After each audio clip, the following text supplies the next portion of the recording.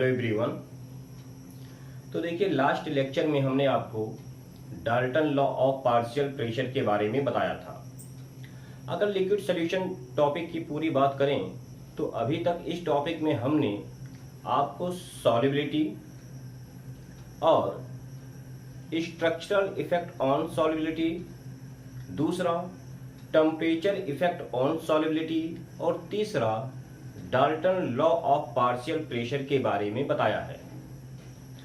आज के लेक्चर में मैं आपको प्रेशर इफेक्ट ऑन सॉल्युबिलिटी यानी कि हेनरीज लॉ के बारे में बताने वाला हूँ। तो चलिए हम लोग सीधे टॉपिक पे आते हैं। हेडिंग डाल लीजिए सब लोग। फैक्टर अफेक्टिंग सॉल्युबिलिटी में तीसरा है प्रेशर इफेक्ट ऑन सॉल्युबिलिटी। लिख लीजिए प्रेशर इफेक्ट ऑन सॉल्युबिलिटी। तो देखिए, सबसे पहली बात तो यही है कि किसी भी सॉल्यूशन की सॉल्युबिलिटी पर प्रेशर का इफेक्ट आपको तभी ऑब्जर्व होता है जब आपके सॉल्यूशन में आपका सॉल्यूट गैस हो। जब सॉल्यूशन में गैस आपका सॉल्यूट होगा तभी आपको प्रेशर का इफेक्ट ऑब्जर्व होगा। अगर सॉल्यूशन में आपका सॉल्यूट लिक्विड या फिर सॉलिड हुआ, उस केस में आपको प्रेशर का इफेक्ट ऑब्जर्व नहीं होता है। अब सॉल्यूशन में सॉल्युबिलिटी पर प्रेशर का क्या इफेक्ट ऑब्जर्व होता है, इसके बारे में complete theory, complete concept Henry ने दिया था। इसीलिए इसको हम हेनरी लॉ के नाम से जानते हैं। तो आइए हेनरी लॉ के बारे में हम लोग और अच्छे से समझते हैं। तो देखिए, यहां पर हमने एक वेसल लिया है।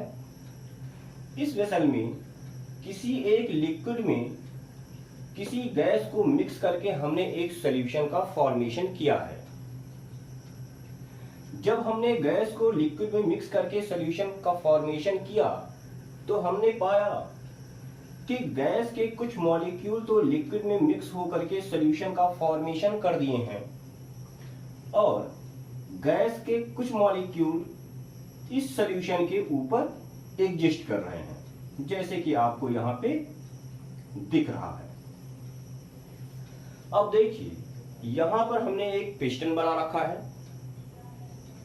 तो देखिए, जब भी हम पिस्टन को डाउनवर्ड डायरेक्शन में मूव करेंगे तो ये कहा जाएगा कि आपका प्रेशर इंक्रीज कर रहा है।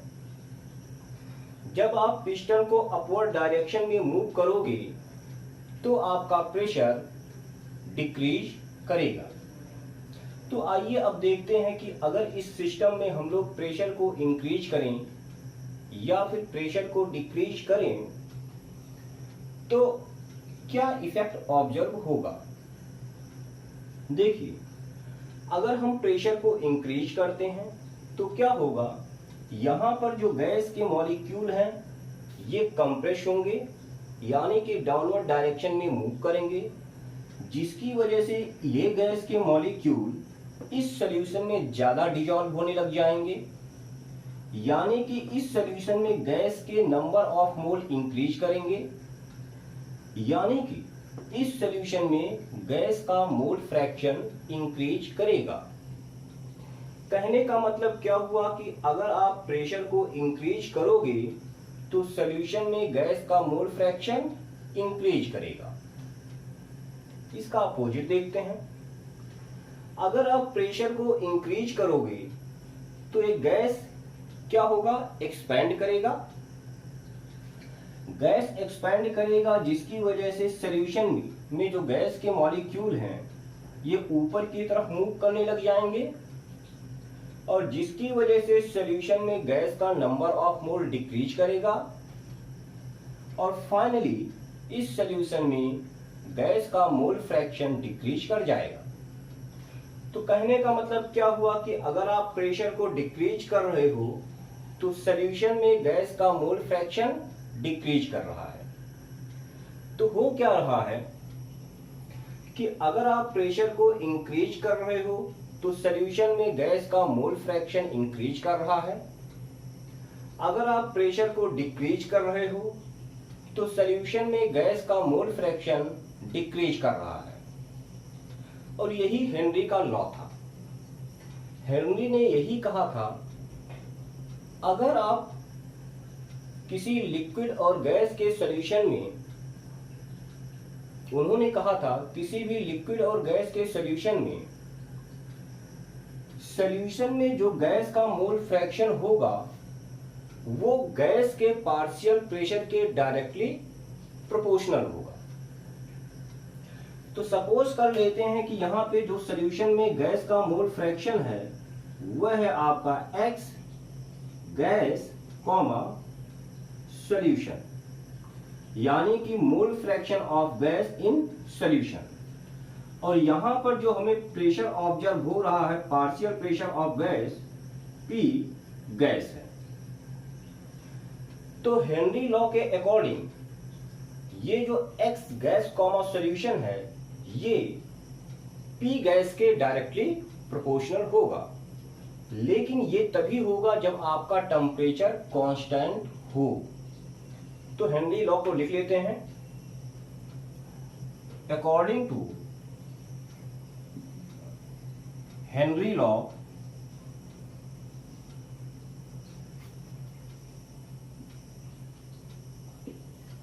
मोल, according to Henry law, at constant temperature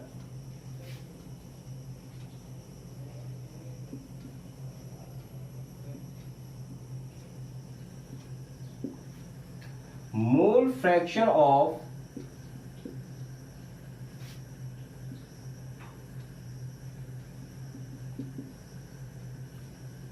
gas in solution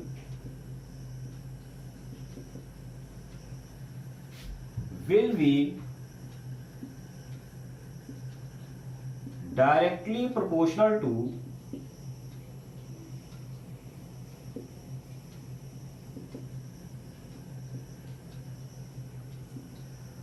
partial pressure of gas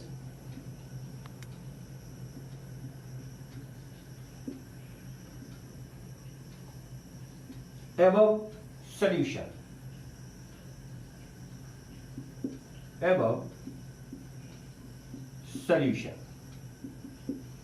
ठीक है। तो कहने का मतलब ये हो गया कि ये जो x गैस कॉमा सॉल्यूशन है ये P गैस के डायरेक्टली प्रोपोर्शनल हो गया, यानी कि x gas comma solution mole fraction of gas in solution directly proportional to partial pressure of gas above solution. अगर हम प्रोपोर्शनैलिटी के साइन को हटाएं तो क्या हो जाएगा कि mole fraction of gas in solution equals to K into partial pressure of gas above solution. और इस चीज को हम ऐसे लिख सकते हैं कि partial pressure of gas above solution equals to K को इधर ले आते हैं तो आ जाएगा 1/K into mole fraction of gas in solution.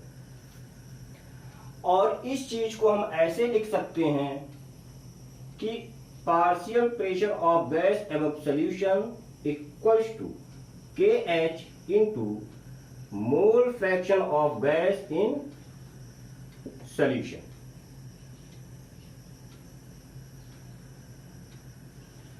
तो इस तरह से आपके पास ये एक रिलेशन आ गया।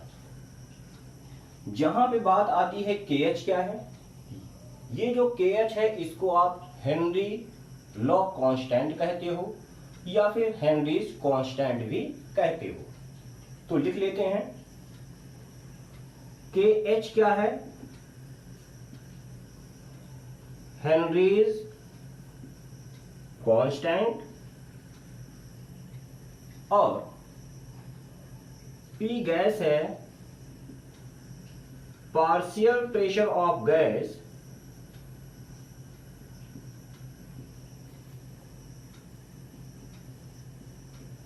above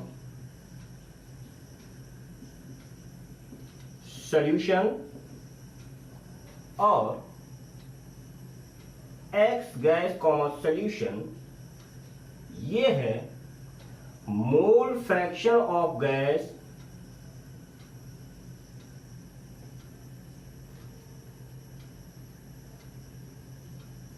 इन सॉल्यूशन।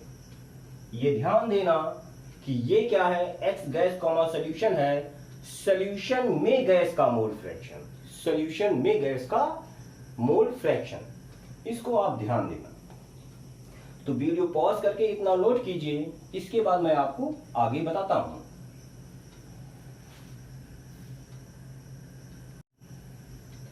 तो देखिए आगे देखते हैं हम लोग। अब हमने कहा पी गैस क्या है, partial pressure of gas above solution, यानी कि सॉल्यूशन के ऊपर जो गैस के मॉलिक्यूल एग्जिस्ट कर रहे हैं, यहां पर गैस का पार्शियल प्रेशर है। अब इसके प्रीवियस लेक्चर में हमने आपको Dalton law of partial pressure बताया था, और वहां पर हमने आपको बताया था कि किसी भी मिक्सचर में किसी भी इंडिविजुअल गैस के द्वारा जो अप्लाइड प्रेशर होता है वो पार्शियल प्रेशर होता है। यानी कि पार्शियल प्रेशर हम किसी गैस के लिए किसी मिक्सचर में फाइंड आउट करते हैं। लेकिन यहां पर तो हमने गैस का कोई मिक्सचर तो लिया नहीं है, केवल एक ही गैस लिया है। कहने का मतलब क्या हुआ कि इस केस में आपका जो पार्शियल प्रेशर ऑफ गैस होगा, या फिर जो प्रेशर ऑफ गैस होगा, या फिर यहां पर जो टोटल प्रेशर ऑफ गैस होगा, ये तीनों सेम होंगे, एक ही होगा। ठीक है। अब एक बात ये आती है कि ये जो KH है, हेनरीज कांस्टेंट, इसकी यूनिट क्या होगी। तो आइए इसके यूनिट के बारे में हम लोग देखते हैं।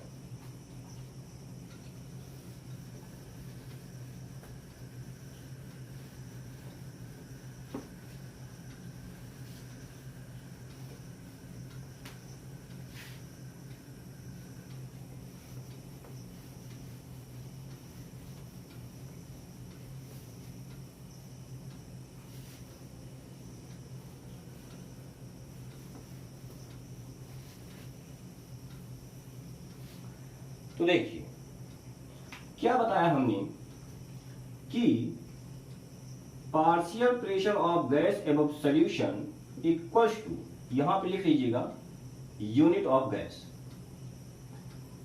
KH into mole fraction of gas in solution, ये बताया हमने। तो यूनिट ऑफ KH की अगर बात करें, यानी कि हेनरीज कांस्टेंट, तो यहां से आप लिख सकते हो कि KH equals to partial pressure of gas above solution upon mole fraction of gas in solution. आपको पता है कि मोल फ्रैक्शन आपका यूनिट लेस क्वांटिटी होता है। कहने का मतलब ये हुआ कि हेनरीज कांस्टेंट की यूनिट वही होगी जो प्रेशर का यूनिट होता है। तो unit of KH equals to unit of pressure,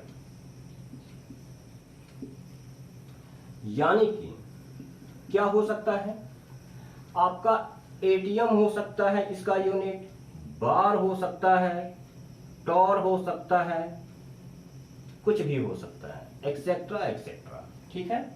तो आप इसको नोट कर लो, फिर हम आगे देखते हैं।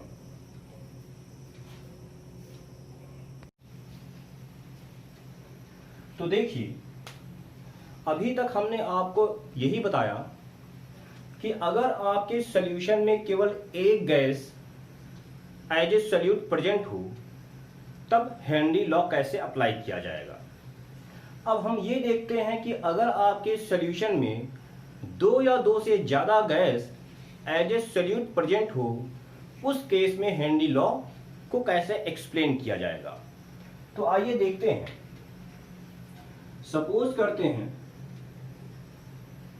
कि हमारे पास ये हमने एक वेसल लिया,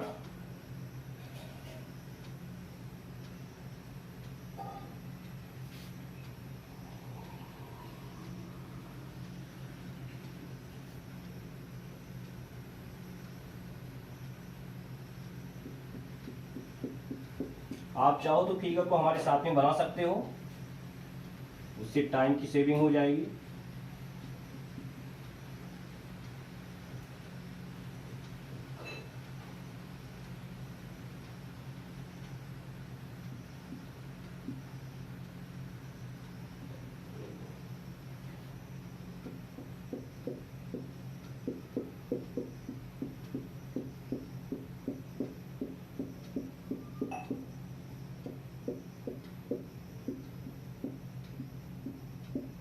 तो ये देखिए, हमने दो गैस लिया, गैस ए और गैस बी। ठीक है, गैस ए और गैस बी को किसी लिक्विड में मिक्स करके हमने एक सॉल्यूशन का फॉर्मेशन किया। सपोज करते हैं कि इस सॉल्यूशन में गैस ए का जो मोल फ्रैक्शन है वो है x gas A comma solution, और गैस बी का मोल फ्रैक्शन है x gas B comma solution.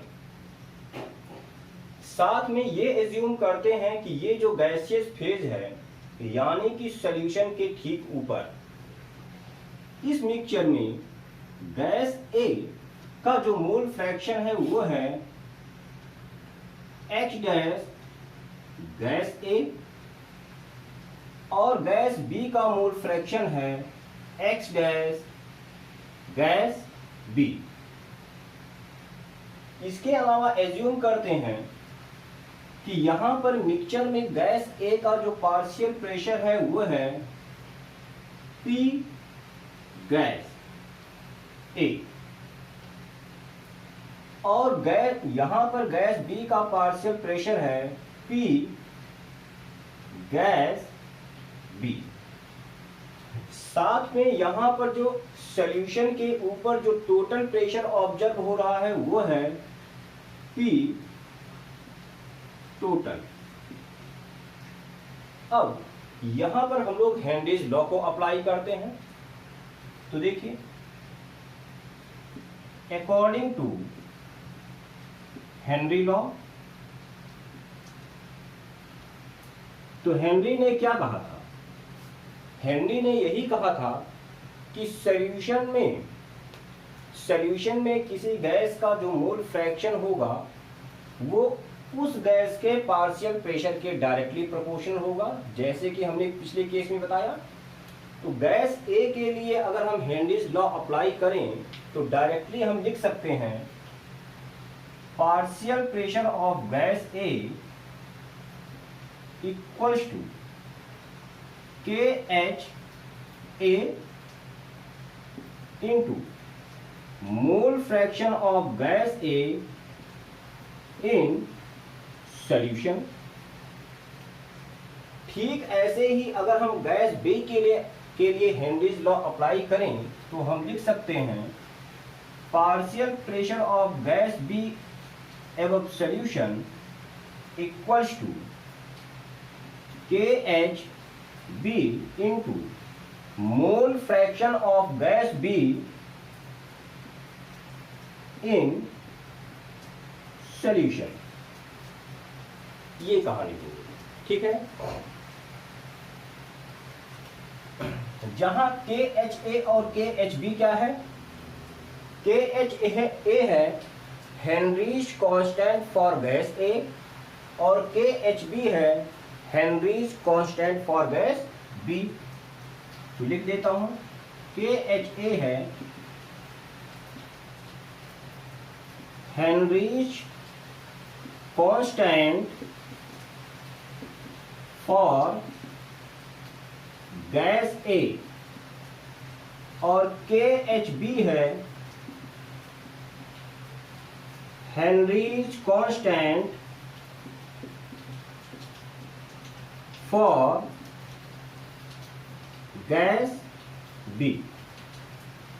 ठीक है, अब देखिए आगे हमने आपको डाल्टन लॉ बताया था, और डाल्टन लॉ के केस में हमने आपको बताया था कि किसी भी गैसियस मिक्सचर में किसी गैस का पार्शियल प्रेशर उस गैस के मोल फ्रैक्शन और टोटल प्रेशर के मल्टीप्लिकेशन के इक्वल होता है।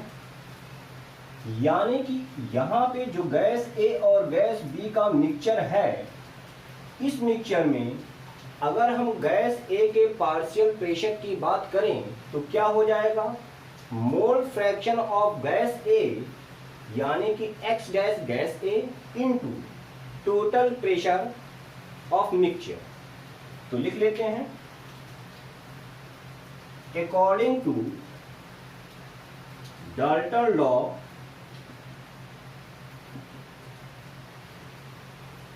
partial pressure of gas A above solution equals to mole fraction of gas A above solution into total pressure। ठीक ऐसे ही आप लिख सकते हो, ठीक ऐसे ही गैस B के लिए यहां लिख देता हूं, partial pressure of gas B above solution equals to mole fraction of gas B above solution into total pressure। तो ये कुछ रिजल्ट हैं, इसको आप ध्यान में रखिएगा, इसका यूज क्वेश्चन को सॉल्व करने में काफी ज्यादा होगा। ठीक है, बाकी ये जो वैल्यूज लिखी हुई हैं ये क्या होती है मैं इसको मेंशन कर दे रहा हूं, आप इसको नोट कर लीजिए। क्या है, आपका है H डैश गैस A है, मोल fraction of gas A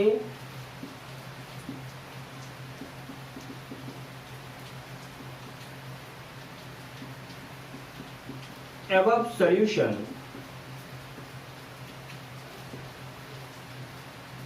X dash gas B है, मोल fraction of gas B above solution, और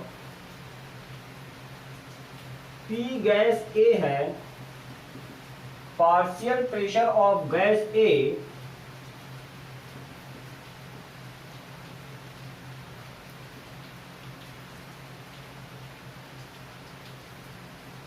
above solution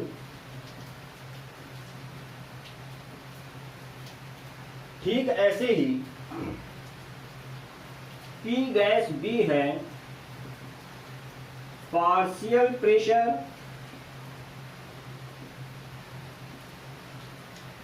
of gas B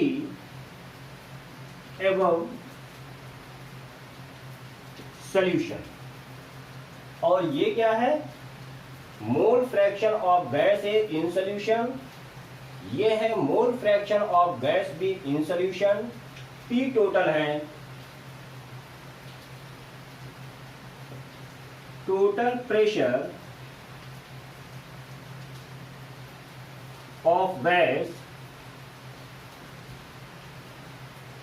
above solution.